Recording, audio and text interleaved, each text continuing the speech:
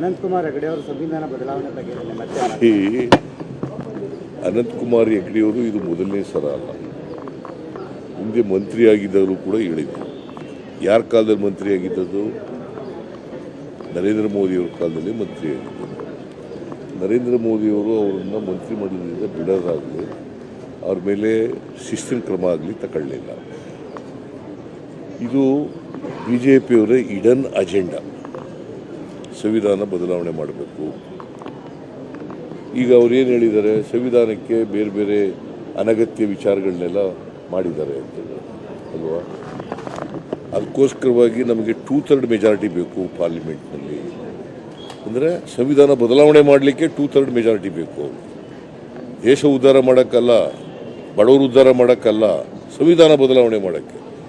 ಯಾಕಂತಂದರೆ ಅವರು ಮನುವಾದವನ್ನು ಸಮರ್ಥನೆ ಮಾಡ್ತಕ್ಕಂಥ, ಮನುಸ್ಮೃತಿಯನ್ನು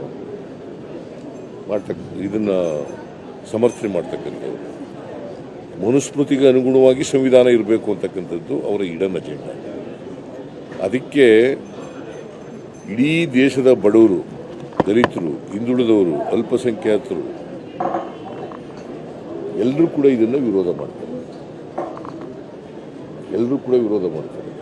ಒಂದು ವೇಳೆ ಸಂವಿಧಾನ ಬದಲಾವಣೆ ಮಾಡ್ತಕ್ಕಂಥ ಕೆಲಸ ಮಾಡಿದ್ರೆ ಈ ದೇಶದಲ್ಲಿ ರಕ್ತಪಾತ ಆಗ್ತದೆ.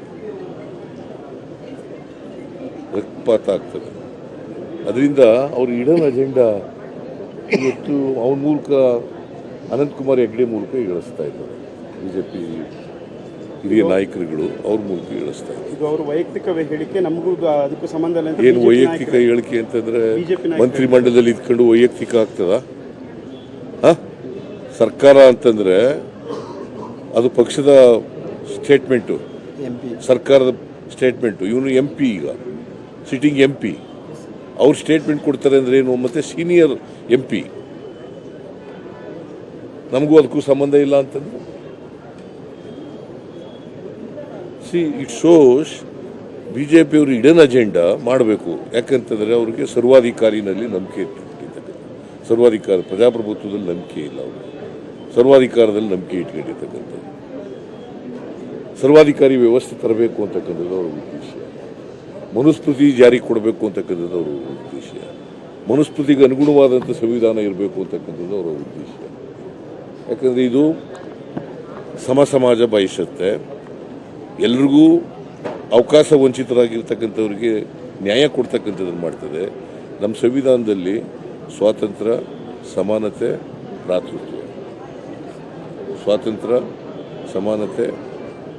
ಭ್ರಾತೃತ್ವ, ಗೊತ್ತಾಯ್ತಾ? ಸ್ವಾತಂತ್ರ್ಯ ಅಂದ್ರೆ ಏನು? ಆರ್ಥಿಕ ಸಾಮಾಜಿಕ ಸ್ವಾತಂತ್ರ್ಯ, ರಾಜಕೀಯ ಸ್ವಾತಂತ್ರ್ಯ ಎಲ್ಲರಿಗೂ ಸಿಗಬೇಕು ಅಂತ. ನಾನು ಇದನ್ನೇ ಹೇಳ್ತಾ ಇದ್ದೀನಿ, ನೀನು ಅದು ಇನ್ನೇನ ಕೇಳ್ತಾ ಇದ್ದೀನಿ. ಇವತ್ತು ಹಿಂದೂ ಪತ್ರಿಕೆ ಓದಿದ್ರ ಅವ್ರಿಗೂ ಅಧ್ಯಕ್ಷರಿಗೂ ಡಿಫ್ರೆನ್ಸಸ್ ಬಂದು ರಾಜೀನಾಮೆ ಕೊಟ್ಟಿರೋದು ಅಂತ. ಹಿಂದೂ ಪತ್ರಿಕೆ ಓದಿದ್ದೇನಪ್ಪ? ನೀವು ಓದಿಲ್ಲ, ಮಾಡಿಲ್ಲ, ಸುಮ್ಮನೆ ನನಗೆ